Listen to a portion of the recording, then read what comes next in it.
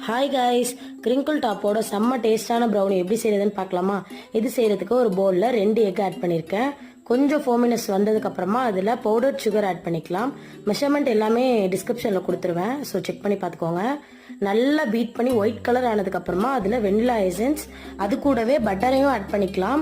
Add பண்ணிட்டு பீட்டரை எடுத்துட்டு spatula வச்சு மிக்ஸ் பண்ணிக்கோங்க. நெக்ஸ்ட் ஒரு பவுலில் மைதா, கோகோ பவுடர், பேக்கிங் பவுடர் இது மூணையும் சலிச்சு வச்சிருக்கேன்.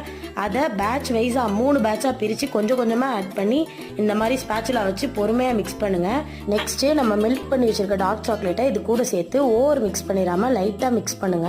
மிக்ஸ் பண்ணதுக்கு அப்புறமா இதை அப்படியே டின்னுக்கு வந்து மாற்றிடலாம்.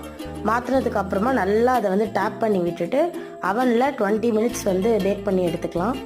நெக்ஸ்ட்டு ப்ரௌனியை பீஸ் போட்டுக்கலாம். ஆறுனோன்னு பீஸ் போடுங்க. சூடாக இருக்கும்போது போட்டால் உங்களுக்கு ஷேப் வந்து ஒழுங்காக கிடைக்காது. அவ்வளோதாங்க, செம்ம எம்மியான ப்ரௌனி ரெடி. இந்த வீடியோ உங்களுக்கு பிடிச்சிருந்தா லைக் அண்ட் ஷேர் பண்ணுங்கள். டாட்டா.